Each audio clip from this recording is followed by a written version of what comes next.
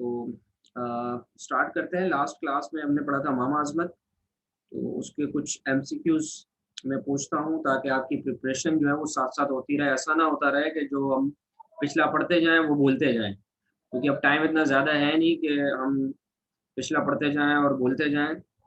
साथ साथ इसको कंटिन्यू करना पड़ेगा। अच्छा जी, मुझे ये बताइए कि जो चैप्टर मामा अजमत है, इसके राइटर का नाम क्या है? मामा अजमत के मुसन्निफ का नाम। आप मैसेज में भी टाइप कर सकते हैं और आप अपनी ऑडियो के जरिए भी अपना जवाब दे सकते सब डिप्टी नज़ीर अहमद। हैं।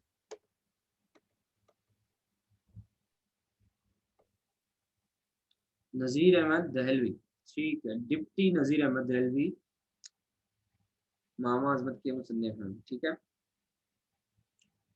ये बताइए कि मामा अजमत किस चैप्टर से या किस बुक से माखूज है, लिया गया है? रातुल अरूज। मिरातुल उरूज, शाबाश। अच्छा, ये जो है मामा अजमत, इसकी कैटेगरी क्या है, किस सिन्फ से ताल्लुक रखता है?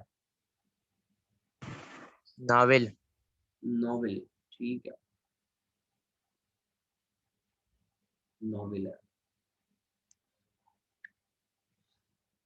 ओके बेटा, नॉवेल है ये, ठीक है।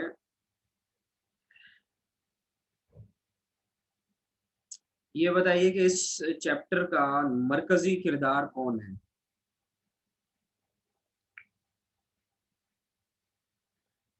मामा अजमत, ये मामा अजमत कौन है?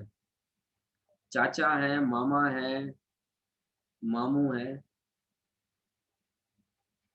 नौकरानी है, मुलाजमा है, ठीक है बेटा। ये बताइए कि जिनके घर ये काम करती थी मौलवी साहब, उनका नाम क्या है?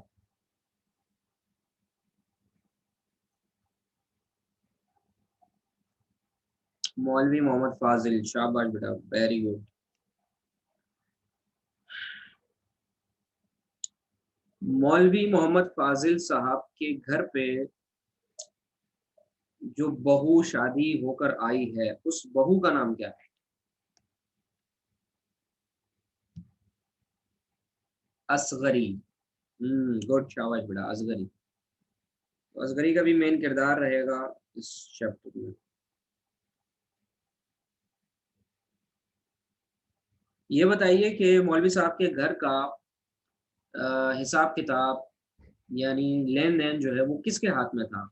असगरी के हाथ में था, मामा अजमत के? मामा अजमत, ठीक है।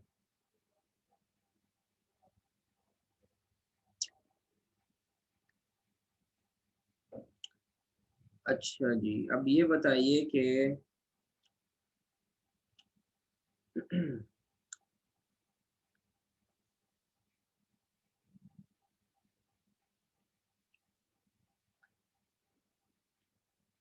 जिन लोगों का हिसाब किताब देना है या जिन लोगों का कर्जा चढ़ा हुआ है मौलवी साहब के ऊपर, वो कौन कौन लोग हैं? 5 किस्म के लोग डिफाइन किए थे मैंने। हलवाई, ठीक है। दूसरा बनिया, कंजड़ा, बजाज, ठीक है। और एक रह गया, सेठ हजारी मल, ठीक है मैडम।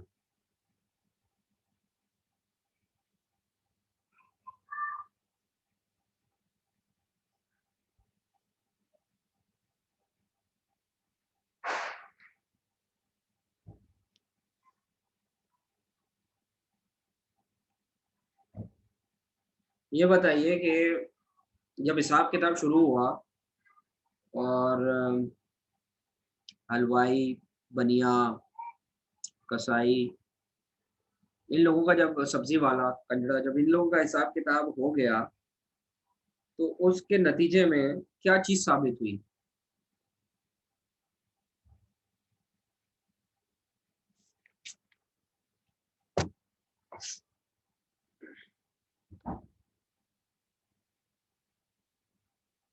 क्या सब कुछ सही था? जितना हिसाब किताब बना बिल्कुल उतना ही हिसाब किताब था, या उसमें कुछ गड़बड़ थी?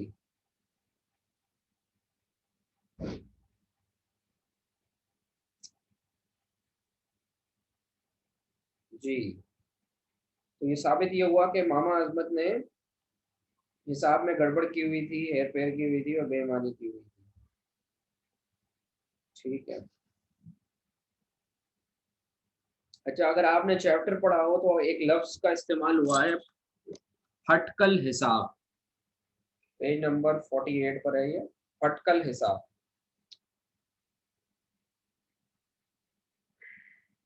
मौलवी सेकंड पैराग्राफ में है, शाम तक फटकल हिसाब हुआ। तो कोई ये बता सकता है कि फटकल हिसाब क्या होता है? सर शायद बैक टू बैक।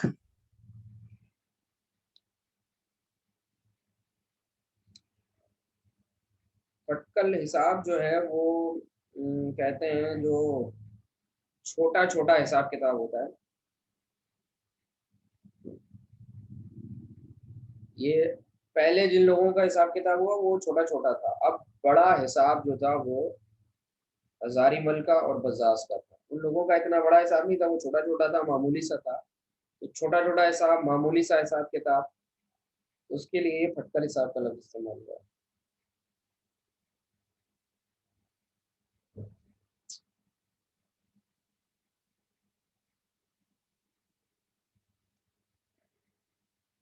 ये बताइए कि मामा अजमत हिसाब की शाम को जब हिसाब किताब के बाद अपने घर गई और वहां से बजाज और हजारीमल के पास गई, तो मामा अजमत ने क्या कहकर उनको राम किया, या उनको क्या क्या जुमले कहे और क्या बात कही और उन लोगों को अपनी मदद करने पर आमादा किया?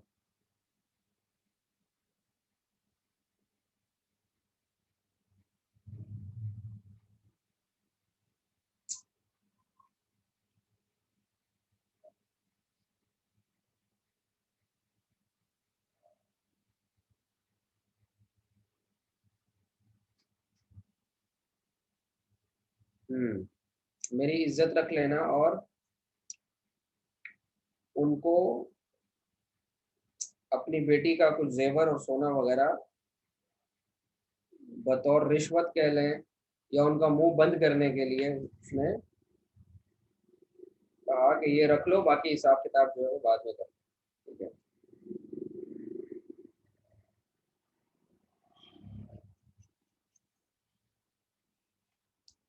यहाँ तक हो गया। अब ये बताइए कि अगले दिन जब हिसाब किताब शुरू हुआ तो मामा अजमत ने ऐसा क्या किया कि सेठ हजारीमल और बजाज ने रात वाला किस्सा कहानी पूरी सुना दी? हम्म दुरुस्त जवाब है यसरा आपका।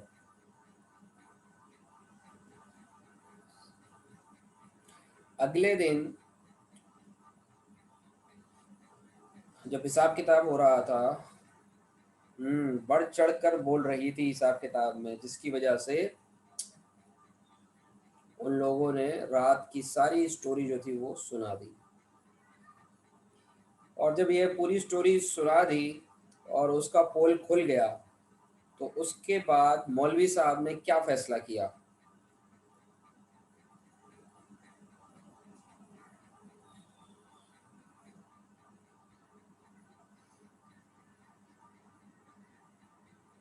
मौलवी साहब की छुट्टी करने का, नौकरी से निकाल दिया, और जो हिसाब मामा अजमत के ऊपर निकलता था वो हिसाब मामा अजमत से दिलवाने का फैसला किया, और बाकायदा गवाहों की मौजूदगी में हिसाब किताब लिखवाया गया और घर गिरवी भी रखवाया गया। ठीक है बेटा।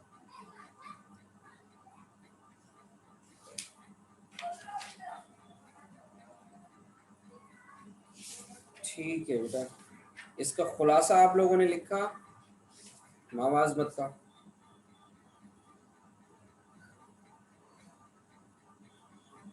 यसरा ने लिख लिया, चेक तो नहीं करवाया बेटा मुझे, भेजा था? हाँ नहीं, यसरा ने भेजा था, सही याद आ गया, याद भी कर लिया, शाबाश शाबाश, गुड। तो बस ये आप हर क्लास को उसी वीक में कंप्लीट करेंगे, याद करेंगे, लिखेंगे, तो आसानी रहेगी बेटा आगे के लिए, ठीक है?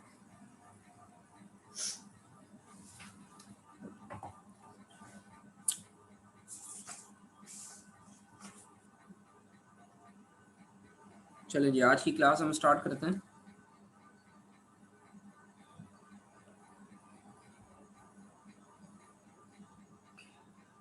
हाँ, आज जो हम चैप्टर पढ़ेंगे उसका नाम है ठेले वाला शहजादा। ये भी मोस्ट इम्पोर्टेंट खुलासा है।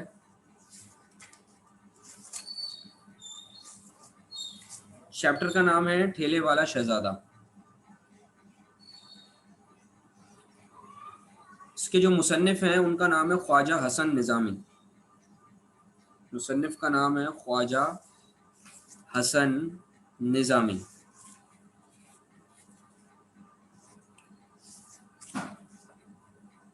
अच्छा जी, ये माखूज यानी लिया गया है बेगमात के आंसू।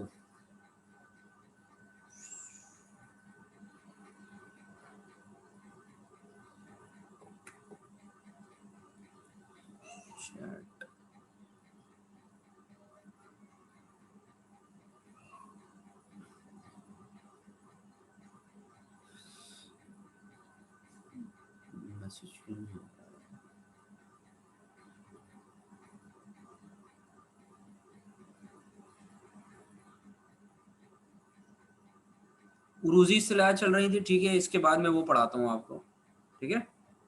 उरूजी इस्तिलाह में से 4 मैंने पढ़ा दी थी आपको, बाकी इंशाल्लाह मैं आज पढ़ाता हूँ।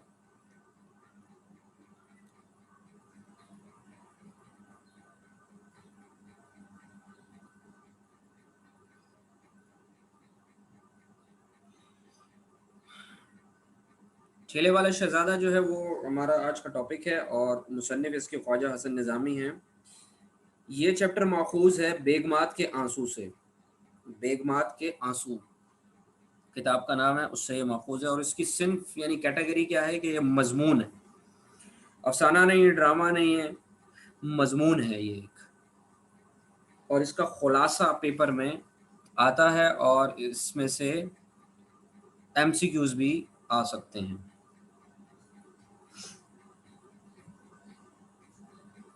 पेज नंबर 22 पे ये मिलेगा। तो पिछले ईयर्स में खुलासा आता था और सवाल जवाब आते थे, इस दफ़ा MCQs आएंगे, कसीरुल इंतखाबी सवाल जवाब आएंगे, ठीक है?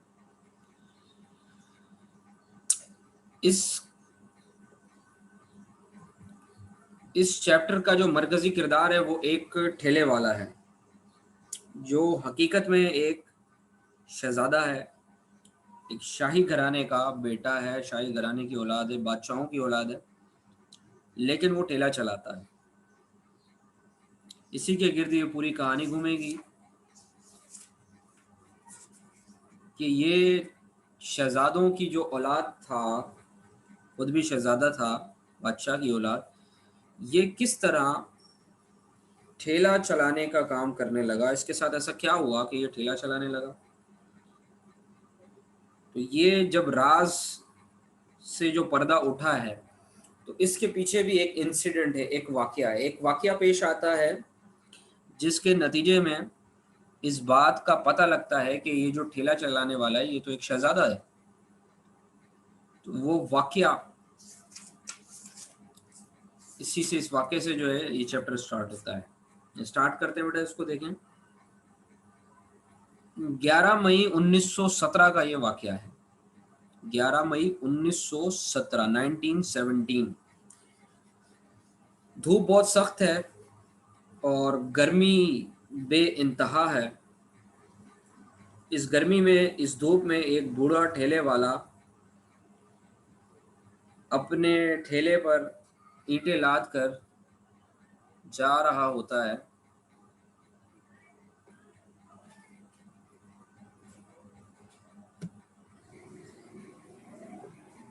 एक मिनट बेटा, ये मैसेज आ जाए जरा तो फिर मैसेज में देखता हूँ।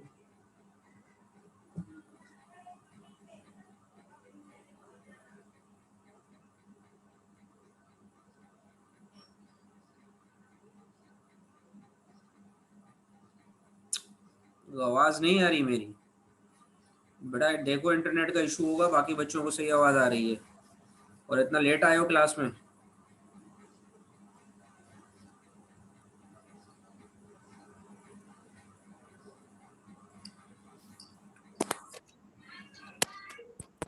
चेक करो बेटा वो आवाज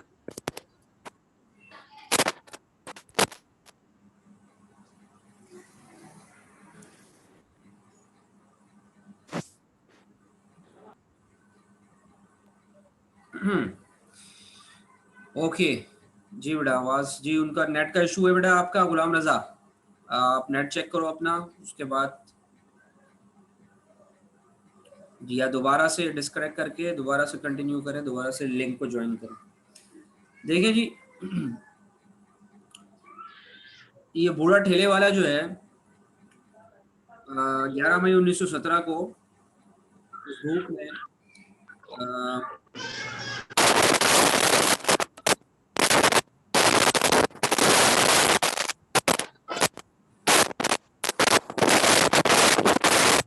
क्या फोड़ मचा दी यार। अपना माइक जो है ना उसको म्यूट कर लो बेटा।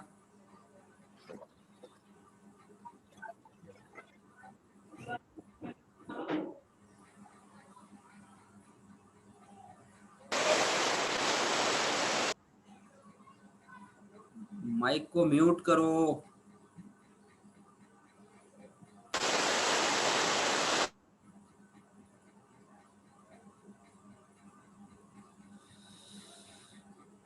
अच्छा जी, सबका म्यूट कर दिया मैंने, अब ये ऑन नहीं होगा। देखिए जी, तो बूढ़ा एक ठेले वाला जो है अपने ठेले के ऊपर ईंटें रख के लेकर जा रहा है, और कहाँ जा रहा है? अंग्रेज सरकार का इक़्तिदार जो है वो पूरे हिंदुस्तान के ऊपर आ गया है, और वो जो शहर दिल्ली है उसको मरकज बनाया हुआ है। तो दिल्ली शहर की तामीरात का सिलसिला है, उस तामीरात के सिलसिले में वो ईंटें लेकर जा रहा है। अब होता ये है कि बूढ़ा ठेले वाला जो है वो चूंकि बहरा है, उसको सुनाई नहीं देता। एक गाड़ी आती है पीछे से, वो उसको सायरन देती है, आवाज देती है, वो सुनता नहीं है क्योंकि वो बहरा है। और इस तरह जो है वो गाड़ी की और उसकी ठेले की टक्कर हो जाती है। वो ज़्यादा नुकसान तो नहीं होता, लेकिन वो जो गाड़ी में सवार जो लोग होते हैं, जो गाड़ी का मालिक होता है, वो गाड़ी से उतरता है और वो उतरते ही उस बूढ़े को पीटना शुरू कर देता है, मारना शुरू कर देता है। तो वो बूढ़ा जो है 2-4 तो उसकी बर्दाश्त करता है, लेकिन उसके बाद उसकी बर्दाश्त जवाब दे जाती है। वो अपना जो बैलों को मारने का, ये जो जानवर को मारने का जो हंटर होता है, वो उठा के एक ही दफा मारता है और उसका सर फट जाता है। फिर जो ड्राइवर है वो निकल के आता है, तो उसके भी एक ही पड़ता है वो चाबुक या वो हंटर, तो उसका भी सर फट जाता है। ये लोग उसको गालियां देते हुए वहां से चले जाते हैं, और उसको पता भी नहीं चलता कि मुझे गालियां दी जा रही हैं, क्योंकि वो बहरा होता है एक कान से। बहुत करीब से अगर कोई उसके कान में बोले तो उसको समझ में आता है। अब वो गाड़ी वाले भी चले जाते हैं, ये बूढ़ा भी अपने जहाँ उसे ईंटें पहुंचानी होती हैं वो चला जाता है। जिस मकाम पर उसको ईंटें पहुंचानी होती हैं वो मकाम है रायसीना। रायसीना का जो है वो मकाम होता है। तो अगले दिन उसी शहर जो रायसीना है वहाँ पर जो पुलिस स्टेशन है वहाँ पे वो कंप्लेन कर देते हैं, गाड़ी का जो मालिक होता है। तो सारे जितने भी ठेले वाले होते हैं सबको उठा लिया जाता है, इस बूढ़े को भी उठा लिया जाता है। अब वहाँ पर जो है वो पहचान लेते हैं इस ठेले वाले को, और इससे पूछा जाता है कि क्या तुमने इनके सर फाड़े हैं? वो कहता है जी बिल्कुल मैंने सर फाड़े हैं। पहले इन्होंने मुझ पर हमला किया, मुझे मारा, तो मैंने भी जवाब में इन दोनों को मारा। और ये अमीर लोग हैं, ये दूसरों को घास फूस समझते हैं, किसी को खातिर में नहीं लाते। और ये सारे के सारे ये लोग जो है मेरे जो है मेरे और मेरे ख़ानदान वालों के ग़ुलाम थे, बल्कि पूरा हिंदुस्तान जो था वो हमारा महकूम था, हमारा ग़ुलाम था। एक मिनट।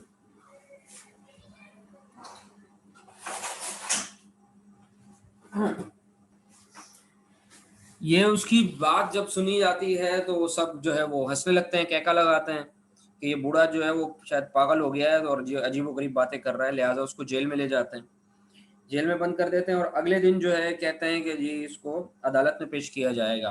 अब अगले दिन अदालत लगती है, अदालत में पेश किया जाता है। जो जज होता है वो एक अंग्रेज़ होता है। तो इसके कान में कहा जाता है कि जी अपना बयान रिकॉर्ड करवाइए। अब जब वो अपना बयान रिकॉर्ड करवाता है तो वो स्टार्ट यहाँ से लेता है कि मेरा नाम ज़फ़र सुल्तान है और मैं बादशाह बहादुर शाह ज़फ़र के भाई का बेटा हूँ। मेरे दादा जो हैं वो हिंदुस्तान के मोइनुद्दीन अकबर शाह सानी थे। गदर के बाद, गदर कहते हैं कि जो बगावत हुई थी 1857 में, वो जो आखिरी मुसलमानों की तरफ से बगावत, वो ये लोग कहते हैं, लेकिन वो मुसलमानों की जानिब से आखिरी कोशिश थी, लेकिन मुसलमानों को उसमें नाकामी हुई जंग आज़ादी में, जिसके नतीजे में अंग्रेज़ जो थे वो पूरे हिंदुस्तान के ऊपर काबिज़ हो गए। और उसके बाद उन्होंने हर उस शख्स को कि जिसने अंग्रेज़ों के ख़िलाफ़ जो है वो काम किया था या उसमें हिस्सा बने थे मुसल्लह जद्दोजहद में, तो उन सब को उन्होंने चुन चुन के सज़ा दी।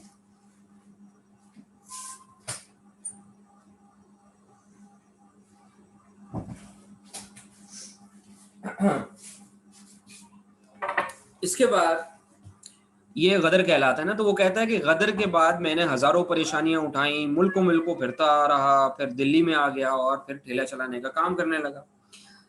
अब 11 मई 1917 को मैं ईंटें लेकर जा रहा था, तो मैं बहरा था, मैंने सुना नहीं, इन्होंने पीछे से सायरन या हारन दिया होगा, एक्सीडेंट हो गया, इन्होंने उतरते मुझे मारना शुरू कर दिया। तो 2-4 तो मैंने बर्दाश्त की, पहले तो मुझे आदत नहीं थी, लेकिन अब आदत हो गई है बर्दाश्त करने की। लेकिन उसके बाद मेरे जिस्म में जो तैमूरी खून है उसने गवारा नहीं किया, लिहाजा मैंने जो है रिस्पॉन्स में या बदले में भी मारा और इनके सर फट गए।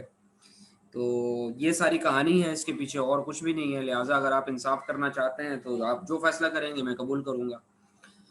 बूढ़े की ये तकरीर सुन के पूरे अदालत में सन्नाटा छा गया और जो मजिस्ट्रेट साहब थे तो उन्होंने जो है ये सारा बयान सुनने के बाद जो है उसको बरी कर दिया बूढ़े को, और उल्टा जो है जिन्होंने मुकदमा दायर किया था उनके ऊपर जुर्माना कर दिया। फिर उसके बाद उस जज ने कहा बूढ़े से कि तुम जो है वो आपके ख़ानदान के लिए तो हुकूमत ने पेंशन जो है वो मुकर्रर की है, तो आप पेंशन क्यों नहीं लेते हो?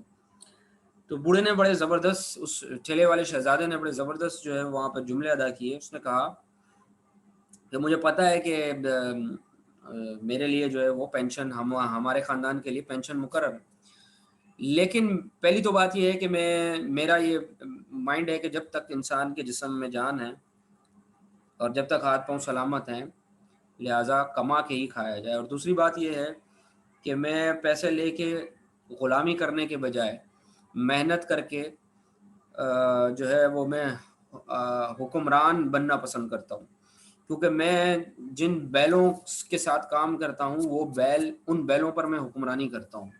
वो बैल जो है मेरे अंडर हैं, मैं खुद किसी का महकूम नहीं हूँ, मैं खुद जो है वो किसी की नौकरी नहीं करता, बल्कि मैं खुद हाकिम हूँ बैलों के ऊपर। बहरहाल ये जुमले सुनने के बाद जो है वो अदालत जो है बर्खास्त हो जाती है और सब चले जाते हैं। अब शाम को ये ठेले वाला शहजादा जहाँ जिस इलाके में रहता है, तो वहाँ की जो मस्जिद है, पहाड़गंज इलाके का नाम है, और पहाड़गंज की जो मस्जिद है वहाँ पे शाम को नमाज़ पढ़ने जब जाता है तो एक शख्स उसको मिलता है और वो कहता है कि मैं आज अदालत में मौजूद था और मैंने आपकी सारी स्टोरी सुनी है जो आपने वहाँ बयान दिया। तो मैं चाहता हूँ कि आप ज़रा तफसील से डिटेल में बताएं कि जब गदर यानी जब बगावत हुई अंग्रेज़ों के ख़िलाफ़, तो उसके बाद आपके साथ आपके ऊपर क्या गुजरी, तो और आज आप इस हालत में किस तरह पहुंचे, आप ज़रा डिटेल में बताएं।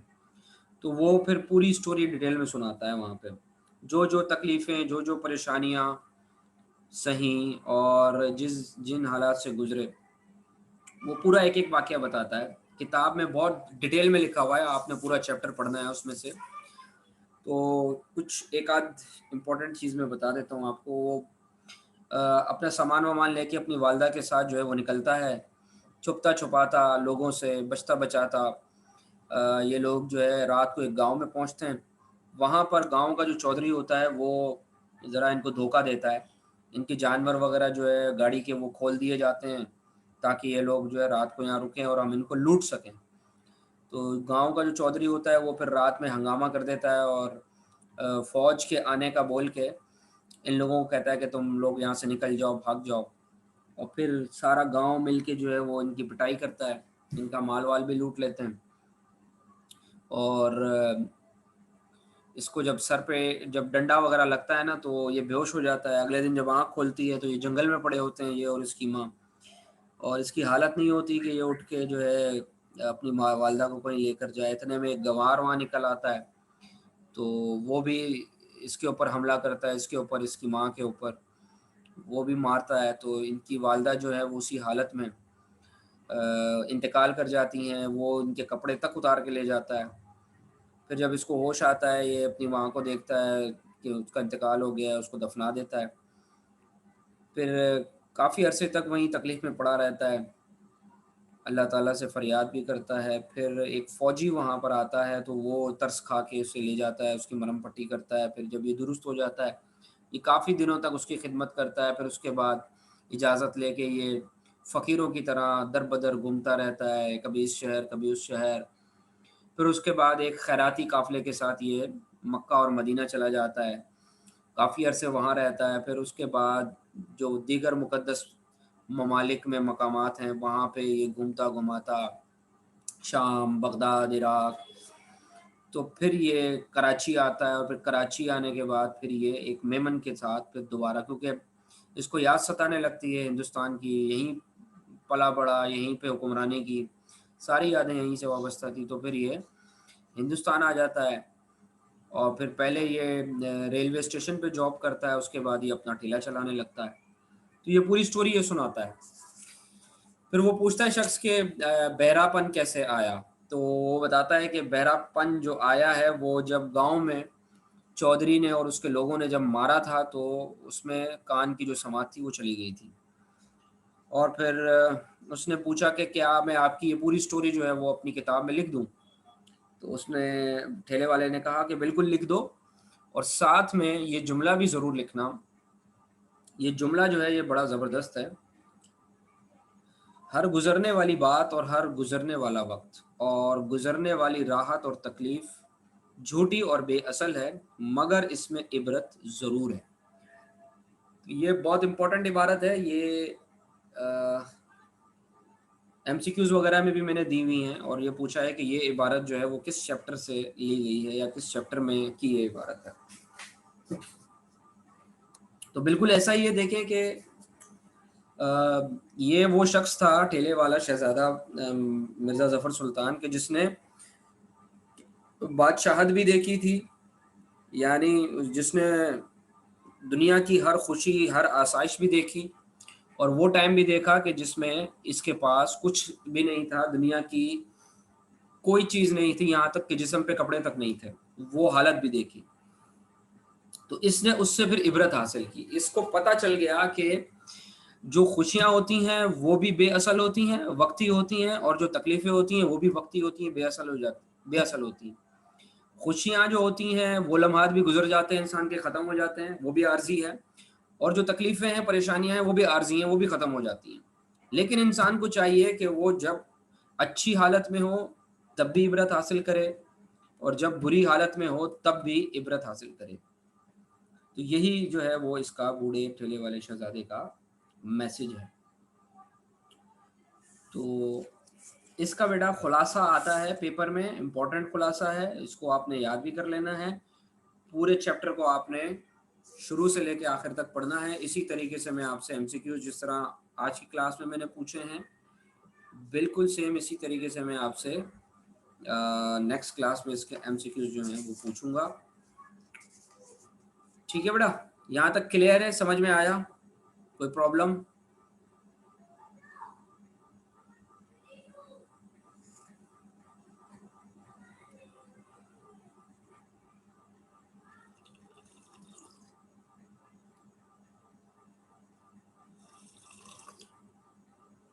ठीक है,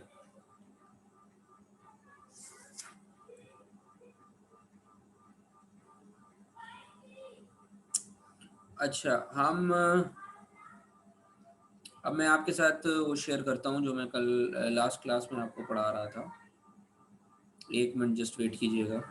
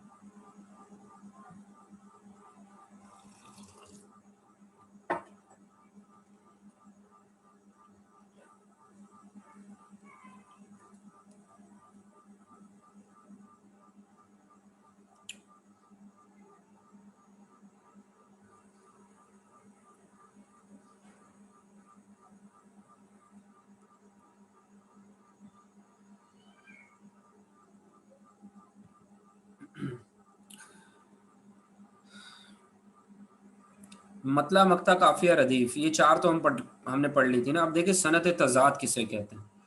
सनत तजाद कहते हैं कि जब अशार के अंदर शायर हजरात 2 मुख्तलिफ ऑपोजिट चीज़ों का जिक्र करें, ठीक है, जैसे सुबह और शाम, दिन और रात, ज़मीन और आसमान।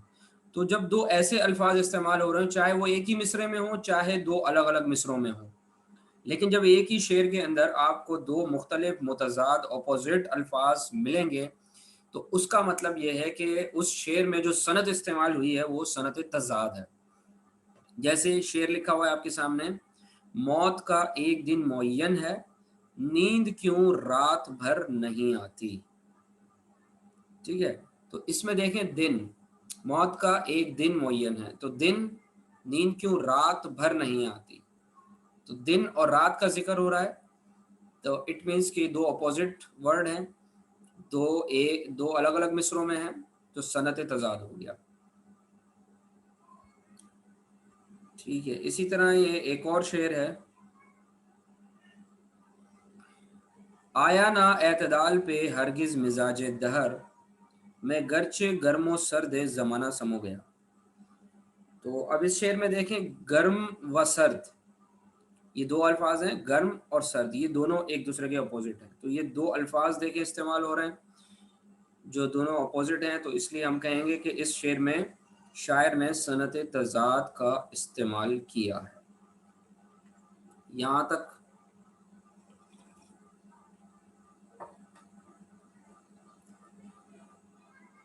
अगली जो है सनत, वो है सनत तलमी।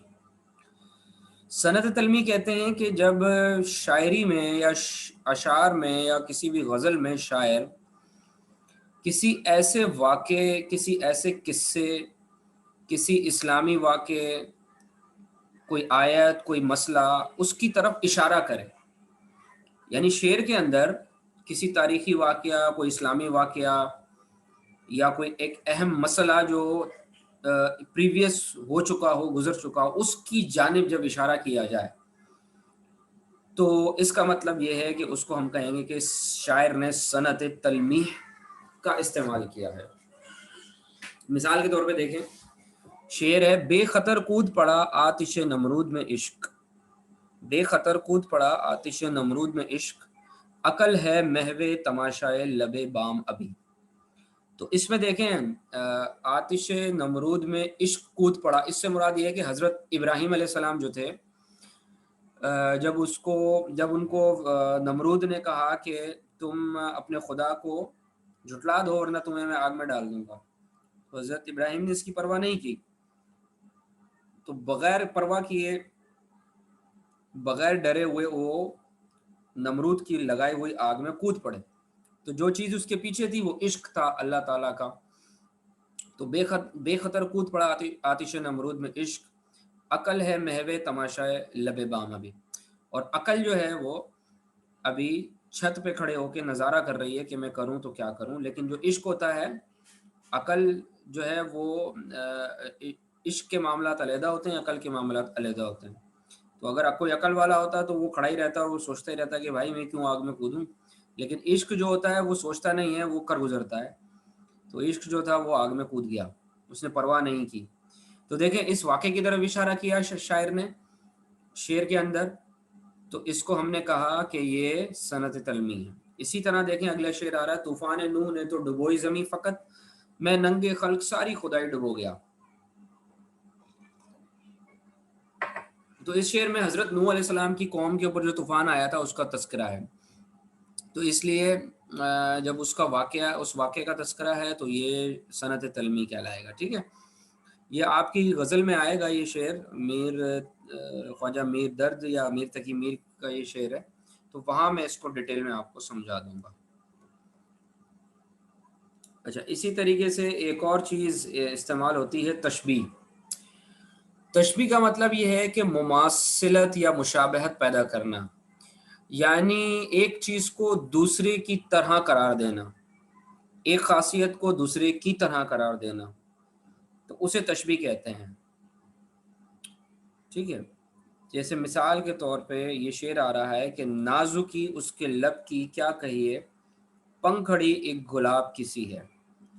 तो ये मीर तकी मीर का शेर है और इसमें अपने महबूब के जो लब हैं उसको गुलाब की जो पत्तियां हैं उससे तशबीह दे रहे हैं।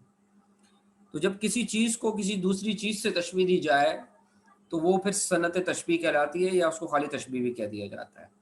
तो अगर पूछा जाए कि इस शेर में क्या फ़नी खूबी है, तो आप कहेंगे कि इसमें तशबीह का इस्तेमाल किया गया है।